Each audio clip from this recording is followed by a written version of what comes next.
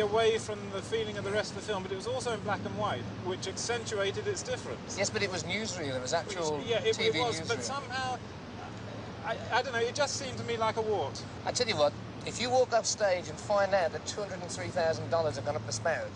If I walk up off stage and have that, I should just be happy. It'd be pretty relevant, but... that was it. It was a day in July, really. We just... In fact, that we tried to find a title that would signify the fact that it was just that, wouldn't it? You know? A day in July might have been a good title. A bit late in the day to change it. Robert, why did you make the film in the first place? Well, I wouldn't like to think that vanity crept in, but it's rather frustrating spending now it's a total of about 8.5 years of playing on stage, and I think the closest we've ever got of seeing ourselves is having a sly peep at the video screen at Earl's Court. You know? So initially, if it ran to no more than just, you know, turning ourselves on, or at least having a look to see what people came for, you know, that was the initial, you know, idea.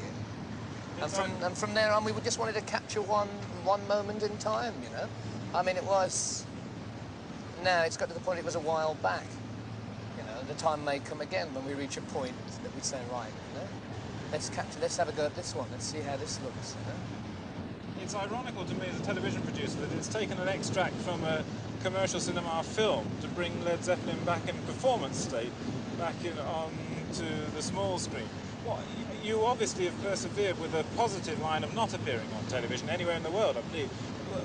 Why have you particularly done that? Well, it's the only way we could line you up to get any decent time on All Grey, wasn't it? But really, I mean, do you feel that television is too limited Yes. In what area? Well, particularly in sound. With respect, I don't think they have the facilities to record the sound. And in some way, you just cannot capture the magic of Zeppelin. Magic is a much bandied word, I know, but you just can't. That's why I've always been against doing it. Well, I say television loudspeakers do have certain limitations. Yeah. To me, to put it in words, I don't know, but I just don't see it working. It doesn't work for Led Zeppelin. Well, obviously, the major problem for a band is sound, of course it is. Yeah. But I can give you an example. In Earl's Court, if any people saw Earl's Court, the people that went to Earl's Court was found in, what, 90-odd thousand. Yeah. You know, now then, I think it worked really well myself, the big screen at the back. It looked super. You know, people got really close-up things. Now I have that whole thing on cassette, and I put it on a 25-inch screen at home. Nothing. It doesn't work.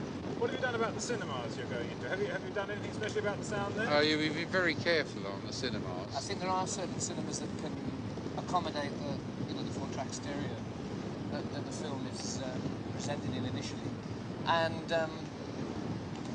I should imagine that other cinemas in strategic points can be equipped with the right equipment, so that we can really get, you know, we can do exactly what we started out doing, you know. Yeah. Well, to take it that distributors fall in love with and push it up and down the country all over the place, will this affect live gigs and touring?